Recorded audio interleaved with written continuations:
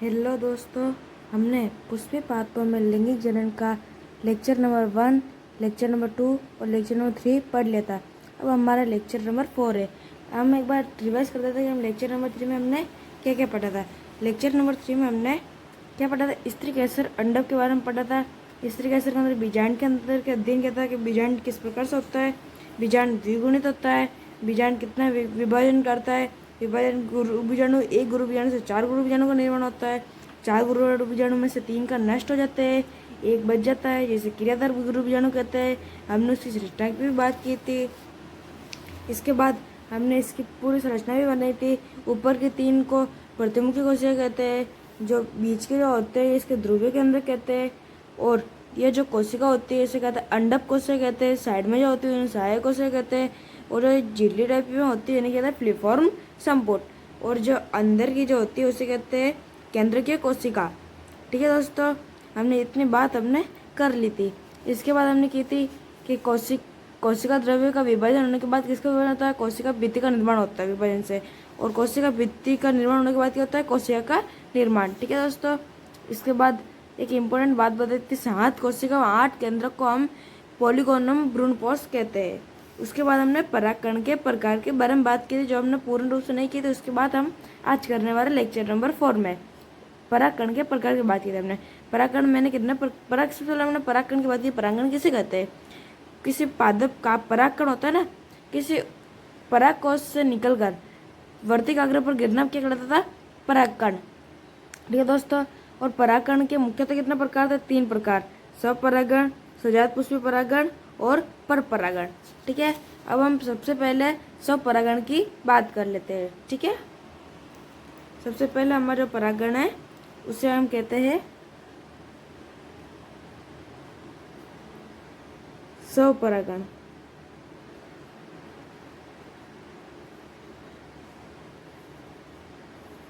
सबसे पहले हमारी बात है कि स्वपरागण किसे कहते हैं।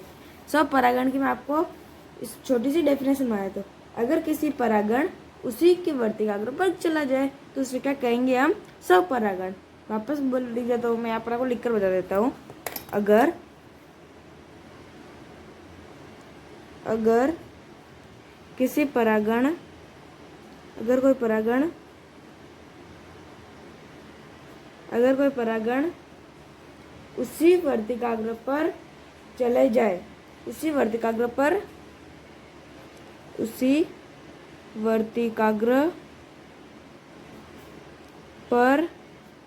चला जाए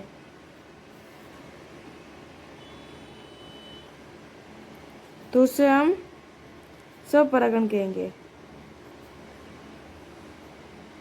मेरा कहने का मतलब है, जैसे कि कोई परागकण है, ये हमारी वर्तिकाग्र, ठीक है, हमारे नीचे अंडा से हो गया सब, इसका परागकोश है। ठीक है, सॉरी दोस्तों, आपको बराबर है, 1 मिनट। ठीक है दोस्तों, आपको क्लियर दिख रहा है? इसकी वर्तिकाग्र पर कोई परागण उसी पादप का, ठीक है, इसी पादप का परागकण इसके ऊपर आकर चला जाए तो हम क्या कहेंगे? स्वपरागण। स्वपरागण की हमने बात कर ली। अब इसके स्वपरागण के लिए अनुकूल परिस्थितियाँ देखते हैं कि इसके लिए अनुकूल परिस्थितियाँ कैसी होनी चाहिए। ठीक है दोस्तों, इसके लिए सबसे पहले हम इसकी अनुकूल परिस्थितियों के बारे में चर्चा कर लेते हैं। अनुकूल परिस्थितियाँ, स्वपरागण होगा तो इसके लिए कुछ अनुकूल परिस्थितियाँ भी होनी चाहिए। सबसे पहली परिस्थिति की हम बात करते हैं। इसके लिए ना पुष्प कैसा होना चाहिए? द्विलिंगी पुष्प होना चाहिए। कैसा? द्विलिंगी पुष्प होना चाहिए, द्विलिंगी पुष्प होना चाहिए। और दूसरी हमारी बात होती है, द्विलिंगी मतलब 2 लिंग का पुष्प होना चाहिए। और दूसरा है कि अनुन्मूल्य परागणी पुष्प होना चाहिए। इसके जो उदाहरण भी आपको बता देता हूँ, गेहूँ है, धान है। ठीक है, उदाहरण गेहूँ और धान, दो इसके मुख्यतः उदाहरण है। स्वपरागण के मुख्यतः कुछ लाभ भी होते हैं। स्वपरागण के लाभ के बारे में हम चर्चा करते हैं। स्वपरागण के लाभ, ठीक है दोस्तों, स्वपरागण के लाभ के बारे में हम चर्चा करते हैं। सबसे पहले स्वपरागण का लाभ क्या है? यह सरल होता है। यह कैसा होता है? यह सरल होता है, मतलब स्वपरागण कहीं पर भी आसानी से हो जाता है। स्वपरागण के लिए कोई भी प्रॉब्लम नहीं होती, इसलिए इसे हम क्या कहते हैं? यह सरल होता है। दूसरी बात, परागण व्यर्थ नहीं होते। अगर इसके परागण व्यर्थ नहीं होंगे, ये इसी की तो वर्तिका कोर पर गिर रहा है, हवा ही, हवा से परागण इसी के वर्तिका कोर पर गिर गए, तो इससे इसमें परागण व्यर्थ नहीं होते, परागण व्यर्थ नहीं होते और इनकी कम संख्या में आवश्यकता होती है। तीसरी बात तो क्या हो गई? इनकी कम संख्या की आवश्यकता होती है। इनकी कम संख्या होने पर भी कम संख्या होती है, ठीक है, इतना से लिखते हैं। इसमें अगर कम संख्या होंगे तो भी इसमें पादप जो वर्तिकाग्र है उसके ऊपर परागकण आकर गिर जाएगी, ठीक है दोस्तों, बात क्लियर। अब हमारा इसमें जो मकरंद होता है ना, मकरंद की आवश्यकता नहीं होती है। चौथी बात हम कर लेते हैं, मकरंद स्रावित करने की आवश्यकता नहीं होती है। मकरंद स्रावित करने की आवश्यकता नहीं होती है। मकरंद क्या होता है? मैं आपको मकरंद की एक डेफिनेशन बता देता हूँ। मकरंद, ठीक है, मकरंद क्या होता है? जहाँ से गुण, मतलब जहाँ से पुष्प निकलते हैं ना, वहाँ पर मकरंद ग्रंथि होती है। जहाँ से पुष्प निकलता है ना, वहाँ पर एक मकरंद ग्रंथि होती है, मकरंद ग्रंथि होती है। उस मकरंद ग्रंथि का कार्य होता है भोजन उत्पन्न करना, और वो भोजन किसके लिए होता है? कीड़ों के लिए। मकरंद ग्रंथि का कार्य है मकरंद उत्पन्न करना, मकरंद उत्पन्न करना। मकरंद किसके लिए? कीड़ों के लिए, कीड़ों या मक्खियों के लिए, ठीक है, ये टॉपिक क्लियर है। और इससे कुछ स्वपरागण से हानियाँ भी होती है। हमने स्वपरागण के लाभ पढ़े, तो इसके ऑपोजिट स्वपरागण की हानियाँ भी होती है। अब हम स्वपरागण के हानि के बारे में बात कर लेते हैं। स्वपरागण के हानियाँ, स्वपरागण के सर्वप्रथम हानि है कि स्वपरागण से पादप विकास नहीं कर पाता। स्वपरागण से पादप में विकास नहीं हो पाता।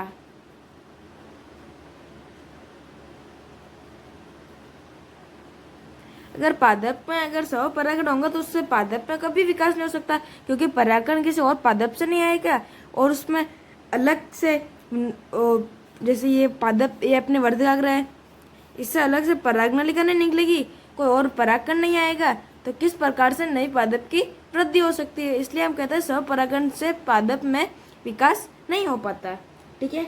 और अगला नुकसान है कि इससे पादप में उत्पादकता कम होती है। जो पादप होता है ना, उसमें उत्पादकता की मात्रा कम होती है।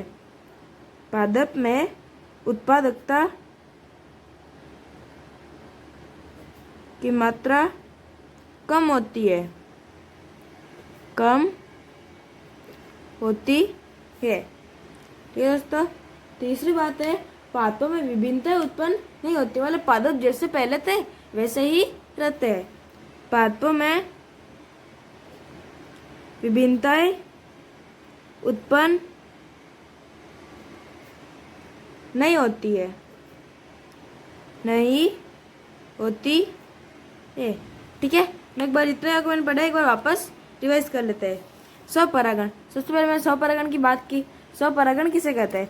अगर कोई परागकण उसी, ये परागकण है, ठीक है, परागकण उसी वर्तिकाग्र पर गिर जाए, जैसे कोई वर्तिकाग्र है तो इसी के ऊपर अगर कोई उसी परागकोश का परागकण आकर गिर जाए, परागकोश परागकण का निर्माण कहाँ से होता था?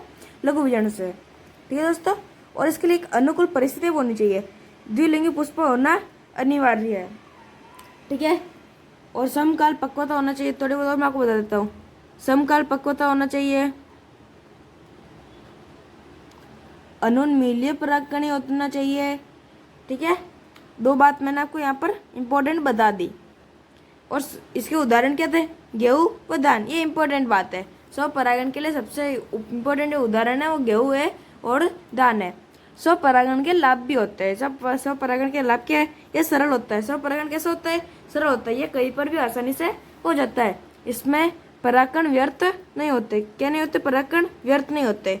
इनकी कम संख्या होती है, मतलब परागकण की कम संख्या होगी फिर भी यह परागकण वर्तिकाग्र पर जाकर गिर जाएंगे। मकरंद स्त्रावित करने की आवश्यकता नहीं होती। मकरंद क्या होता है? मकरंद मैंने आपको बता दिया, मकरंद एक ग्रंथि है। मकरंद ग्रंथि से मकरंद उत्पन्न होता है और वो किसके लिए चाहिए? कीड़ों, मक्खियों जैसे कीटों के लिए जो अपना भोजन उससे ग्रहण करते हैं, ठीक है। इसके बाद स्वपरागण की मैंने हानियां बताई। स्वपरागण पादप में कभी विकास नहीं होता। क्या नहीं होता? विकास। क्योंकि अगर किसी और का परागकण आएगा भी नहीं और उसके साथ पराग नलिका नहीं निकलेगी तो उसमें विकास होना संभव नहीं है। पादप में उत्पादकता की मात्रा कम होगी। अगर पादप में किसी उत्पादकता की मात्रा क्या हो जाएगी? कम, क्योंकि कम परागकण के अंदर भी यह वर्तिकाग्र पराग नलिका निकाल देती है, ठीक है। पादपों में विभिन्नताएं उत्पन्न नहीं होती। पादपों में जो विभिन्नताएं होती है ना, क्या विभिन्नता? मतलब कोई बदलाव। अगर पादप एक इस प्रकार का दिख रहा है तो दूसरा पादप भी इसी प्रकार में दिखेगा, उसमें कोई भिन्नताएं नहीं दिखेगी, ठीक है दोस्तों। अब हमारा अगला है सजात पुष्पी परागण, ठीक है। सजात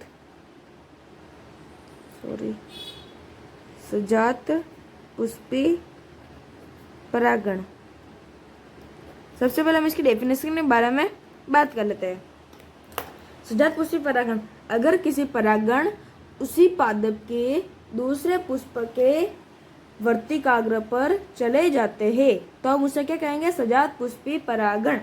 मैंने डेफिनेशन लिख देता हूँ। अगर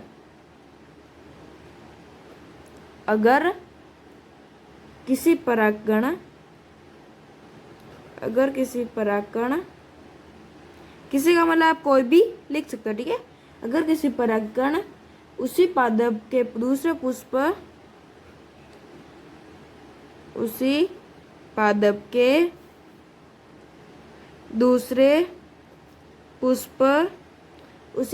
के दूसरे पुष्प के वर्तिकाग्र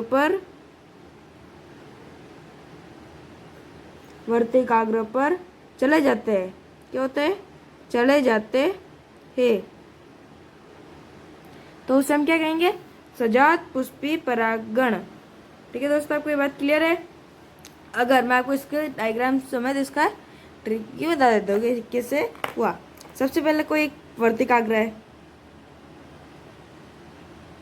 ठीक है। इसमें क्या लिखा? अगर किसी परागकण उसी पादप, मतलब वही पादप का परागकण है, मतलब ये क्या होगा? अंडा से मैंने क्या बताया था कि एकांडपी, बहुंडपी यही होते हैं ना, उसी प्रकार इसमें भी 2 अंडप थे और परागकोश की मात्रा भी अधिक थी। मतलब अगर उसी समान जाति के इसी पादप से जुड़े हुए परागकोश से इसके ऊपर परागकण गिरे तो उसे हम क्या कहेंगे? सजात पुष्पी परागण। तो इसमें क्या लाभ होने चाहिए? इसके लाभ भी यही होने चाहिए जो स्वपरागण के है, इसकी हानियां भी वही है जो स्वपरागण की है, और इसकी जो परिस्थिति है वो भी स्वपरागण की वही होनी चाहिए। इसमें कोई बदलाव नहीं होगा, ठीक है दोस्तों। ये टॉपिक भी अपना क्लियर है। अब हम अपने पर परागण के बारे में बात करते हैं कि पर परागण किसे कहते हैं।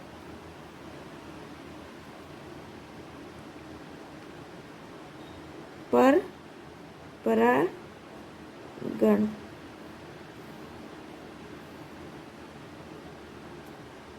पर परागण के बारे में हम चर्चा करते हैं। सबसे पहले हम पर परागण की डेफिनेशन देख लेते हैं। पर परागण किसे कहते हैं? जब परागण उसी समान जाति वाले पुष्प के वर्तिकाग्र पर चला जाए, ठीक है दोस्तों।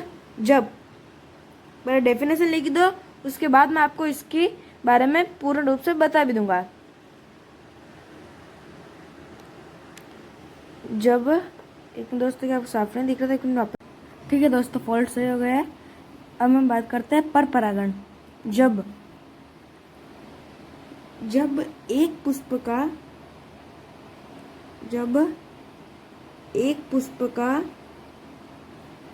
परागकण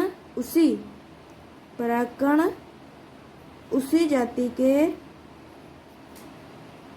जब एक पुष्प का परागकण उसी जाति के दूसरे पौधे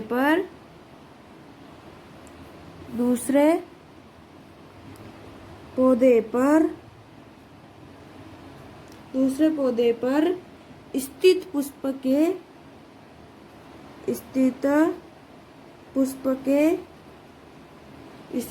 के वर्तिकाग्र पर पहुंचता है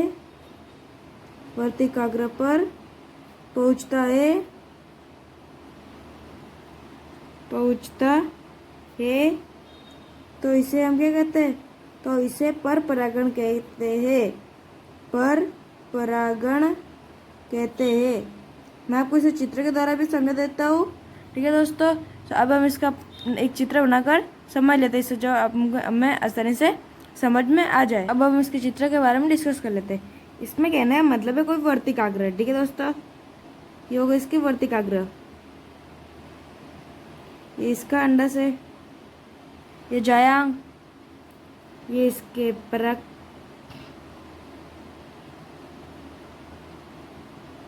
ये इसके पुष्प के पत्ते, जिस प्रकार से हमने पिछली बात कर दी थी। नीचे होता है क्या? पुष्पासन। ठीक है, अब ऐसे कैसे पुष्प की तरह और भी है, जरूरी नहीं है ये, इसके पास एक और है, यहाँ पर एक पुष्प है। ठीक है, ये एक पुष्प है, ये इसका अंडाशय हो गया, जायांग हो गया, ये पुष्पासन, ये पुंकेसर, ये इसके पुष्प के पत्ते। ठीक है दोस्तों, यहाँ तक की बात क्लियर। इसके परागकोश से परागकण निकलकर ये परागकण है, ये यहाँ से निकला यहाँ पर जाता इसकी वर्तिकाग्र पर पहुँच गया। तो इससे क्या कहते हैं? और ये समान जाति का, अगर इसके पुष्प का नाम अगर ए है तो इसका भी नाम क्या होना चाहिए? ए। ठीक है, अगर दोनों समान जाति के हैं तो तभी ये दोनों परागकण इसके ऊपर जाकर निषेचन करेगा। ठीक है, अपनी पराग नलिका निकालेगा। ये टॉपिक क्लियर है दोस्तों आपके? पर परागण किसे समझ गए? जब एक पुष्प का परागकण, इसका परागकण है उसी जाति के, समान जाति, ठीक है, ये दोनों के समान जाति के पुष्प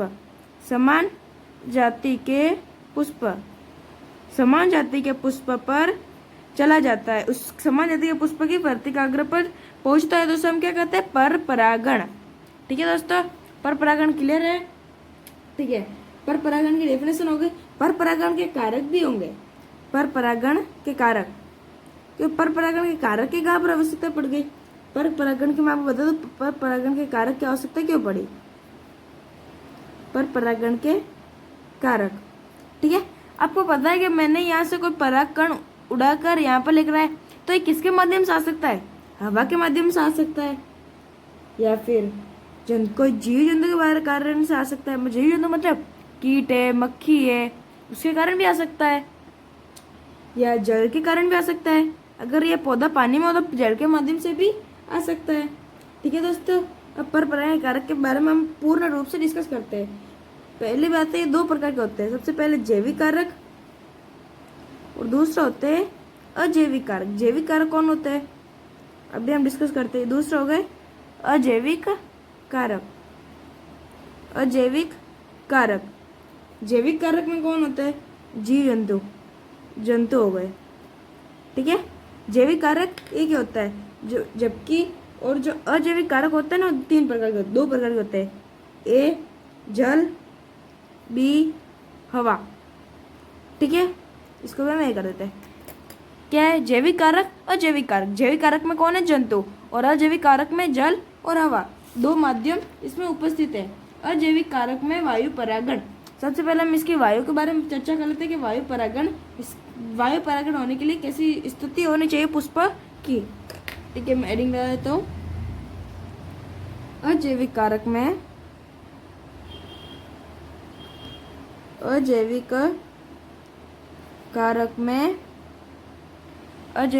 में वायु परागण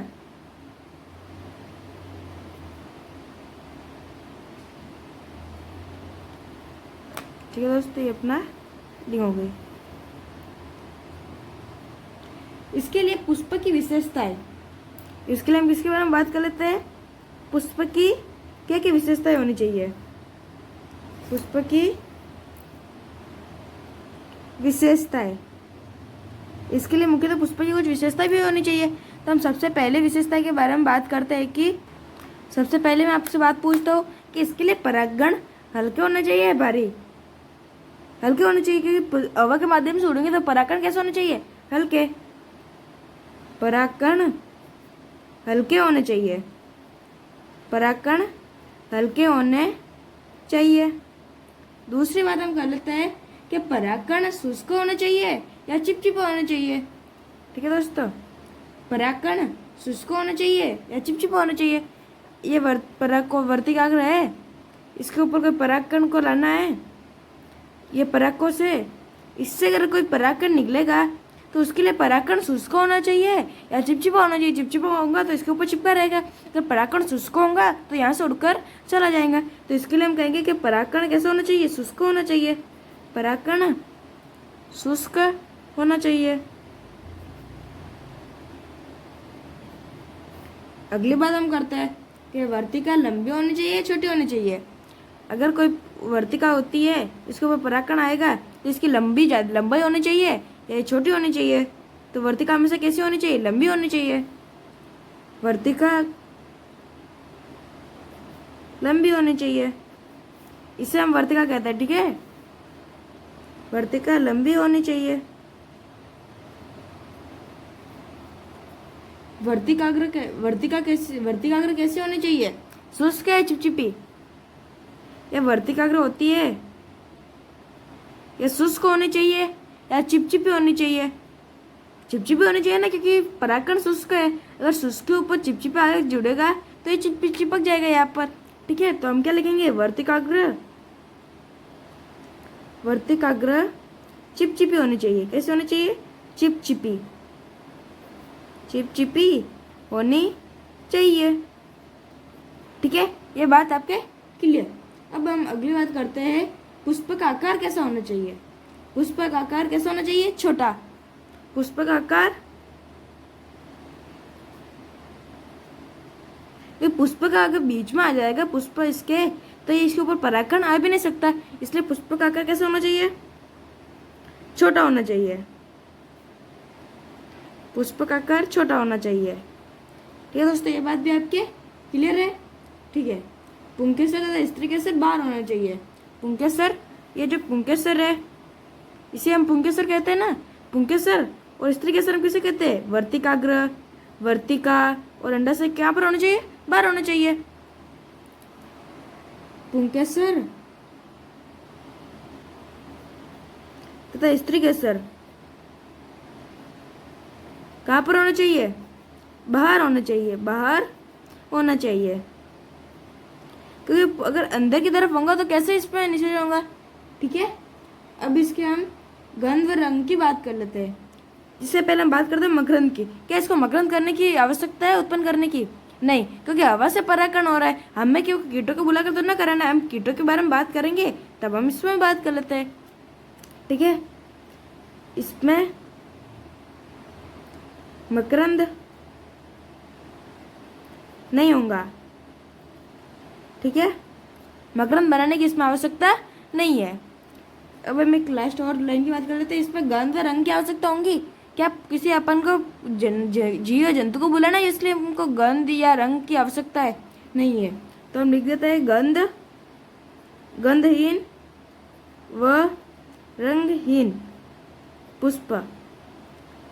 ठीक है, ये बात क्लियर है। इसके हम उदाहरण की मुख्यतः बात कर लेते हैं। एग्जाम में ज़्यादातर उदाहरण पूछे जाते हैं। इसके उदाहरण क्या है? इसका पहला उदाहरण है घास, बांस, घास, बांस, नारियल, मक्का, नारियल, मक्का, खजूर, नारियल, मक्का, खजूर और भांग। ठीक है, ये इसके मुख्यतः उदाहरण है। अब जो पर परागण को एक बार वापस हम रिवाइज कर लेते हैं। पर परागण, जब एक पुष्प का परागण उसी जाति के दूसरे पौधे पर स्थित पुष्प के वर्तिकाग्र पर पहुंचता है तो उसे हम क्या कहते हैं? पर परागण। इसे मैंने चित्र से आपको अच्छी तरह से समझा दिया है। इसमें एक बात ध्यान रखना, पादप जो होना चाहिए समान जाति का होना चाहिए। अगर ये भी ए पादप है तो वहाँ पर भी ए पादप होना चाहिए। अगर बी पादप होगा तो वहाँ पर परागण उपस्थित नहीं होगा। ठीक है। पर परागण के कारक, पर परागण के मैंने आपको एक कारक, जैविक कारक और अजैविक कारक, दो कारकों में बटा हुआ है। जैविक कारक कौन सा है? जंतु। अजैविक कारक क्या है? जल व हवा। अजैविक कारक में वायु परागण। अजैविक के बारे में बात करें, जैविक कारक बाद में बात कर लेंगे। सबसे पहले हम पुष्प की विशेषता के बारे में बात करें तो पुष्प की विशेषता क्या क्या होनी चाहिए?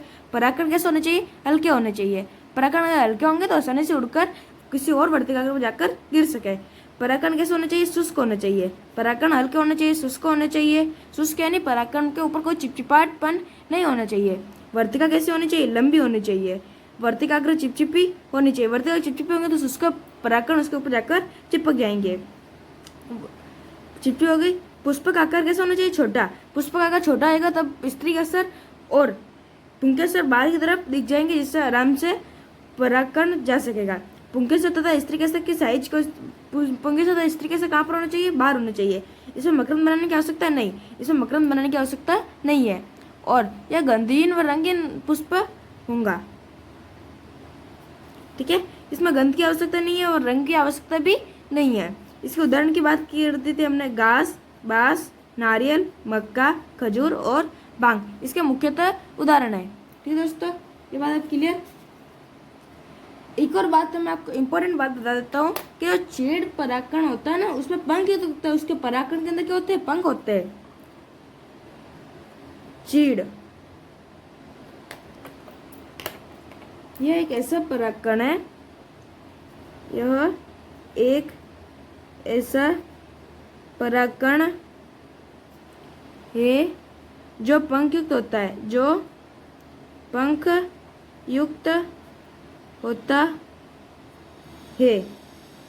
ये कैसा होता है? पंख युक्त। एक चीड़ का एक परागण है जो एक ऐसा होता है पंख युक्त, तो इसमें पंख लगे होते हैं। ठीक है दोस्तों, अब हम जल परागण की बात कर लेते हैं।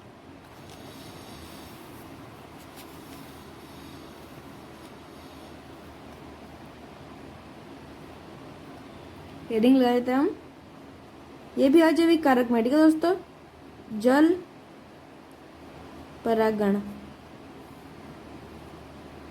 इसके बारे में हम, जल द्वारा परागण दुर्लभ होता है। जल के द्वारा जो परागण होता है ना, तो बड़ा दुर्लभ होता है। क्यों? क्योंकि जल में परागण होना बहुत ही कम चांसेस होता है, बहुत ही रेयर मात्रा में परागण परावर्तकाग्र के पास पहुंच पाता है। जल में परागण बहुत दुर्लभ होता है। कैसा होता है? दुर्लभ होता है, दुर्लभ होता है। दूसरी बात, पुष्प का आकार कैसा होना चाहिए? छोटा। क्योंकि पुष्प का आकार छोटा होगा, जो पिछली बात हमने की वही की वही बात यहाँ पर भी है। पुष्प का आकार कैसा होगा? छोटा। मकरंदहीन, रंगीन व गंधहीन। मकरंदहीन, मकरंद बनाने की आवश्यकता नहीं है। रंगहीन होगा वह गंधहीन होगा। मकरंद बनाने की आवश्यकता नहीं है, यह रंगीन होगा, गंधहीन होगा। अगर आपको रास्ते में कोई भी ऐसा पुष्प मिले जिसमें गंध नहीं है, रंग नहीं है, तो उसमें कैसा परागण होगा? जल परागण या वायु परागण। ठीक है दोस्तों, ये बात आपके क्लियर है। इसमें वर्तिका कैसे होनी चाहिए? वर्तिका लंबी होनी चाहिए। वर्तिका लंबी होनी चाहिए। और वर्तिकाग्र कैसे होनी चाहिए? चिपचिपी। वर्तिकाग्र चिपचिपी होनी चाहिए। ठीक है, वर्तिका चिपचिपी होनी चाहिए। परागण हल्के एवं मोमी प्रयुक्त होने चाहिए। परागकण पर क्या होते हैं, परागकण हल्का होना चाहिए और इसमें ऊपर मोमी परत होनी चाहिए ताकि वह आसानी से गले नहीं। परागकण हल्के व मोमी युक्त होने चाहिए। ठीक है दोस्तों, इसके बाद गंध व रंग उत्पन्न करने की आवश्यकता नहीं है। हम एक और बात की बात कर लेते हैं कि इसका उदाहरण क्या है। मुख्यतः इसका उदाहरण भी पूछ रहा था एग्जाम में, तो इसका उदाहरण क्या है। अगर आपसे पूछ ले कि पर परागण में जल परागण के मुख्यतः उदाहरण बता दो, तो सबसे पहले घास है, घास माने समुद्री घास होती है ना, वो वाली। ठीक है दोस्तों, समुद्री घास। दूसरी है केली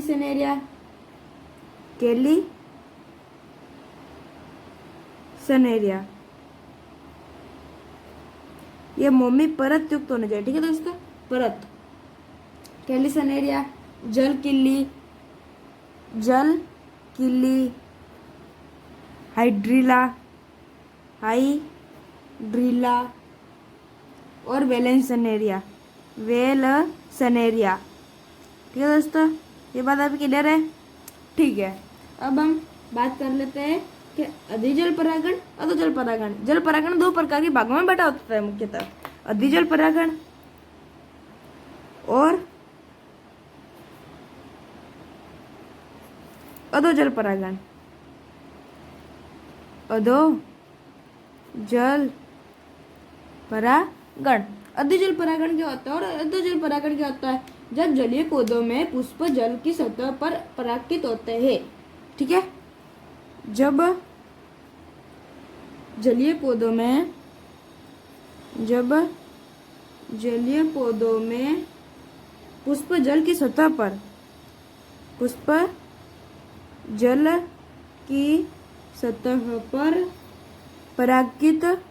परागित होते हैं, तो उन्हें हम क्या कहेंगे, अधिजल परागण।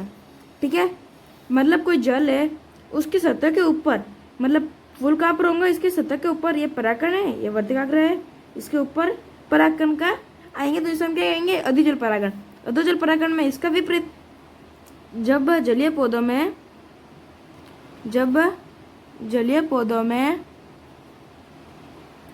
पुष्प जल के अंदर होगा, तो उसे हम क्या कहेंगे, अधोजल परागण। मतलब पुष्प के जल के अंदर होगा, ना कि बाहर।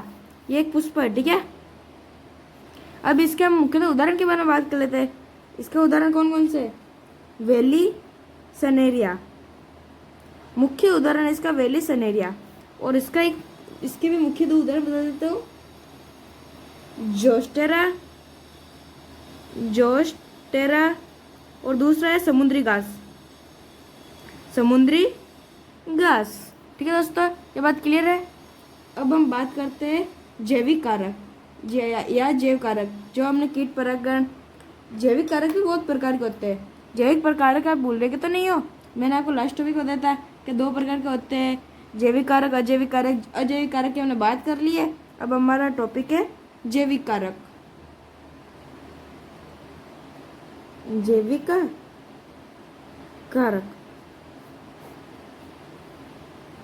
जैविक कारक को इंग्लिश में कहते हैं जूफिली।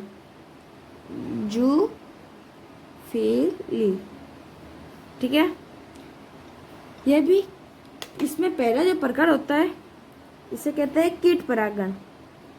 कीट परागण को कौन करेगा, कीटों द्वारा होगा। कीट परागण किसके द्वारा होगा, कीट परागण कीटों द्वारा होगा। यह कीटों के द्वारा होगा। अब आप पूछोगे कीटों के द्वारा परागण कैसे होगा।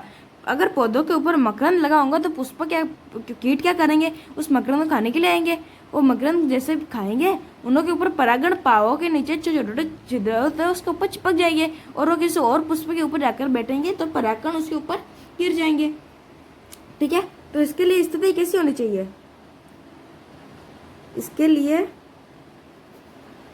निम्न परिस्थिति होनी चाहिए। आवश्यक है।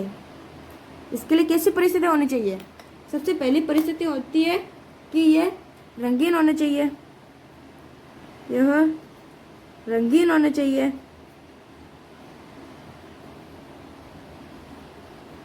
इसमें मकरंद का निर्माण होना चाहिए, इसमें मकरंद का निर्माण होना चाहिए। यह सुगंधित होना चाहिए।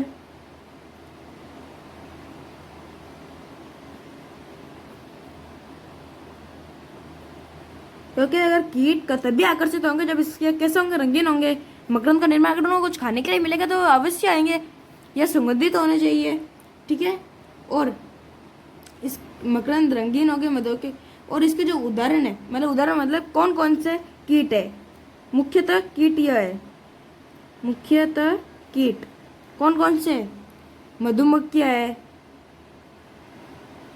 मधुमक्खियाँ, मक्खियाँ, तितली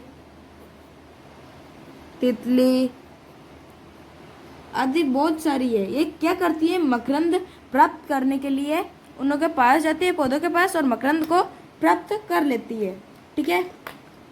इनके मुख्यतः उदाहरण भी है। उदाहरण कौन कौन से? साल्विया, बरगद, पीपल, अंजीर, आक, मटर और प्रिमरोज, ठीक है दोस्तों। ये बात आप क्लियर है? ठीक है, हम यहाँ पर अपनी बात को क्लियर करते हैं और अब हम आगे की बात हम करेंगे लेक्चर नंबर 4 में, ठीक है। 5 लेक्चर नंबर 4 कंप्लीट हो गए हैं।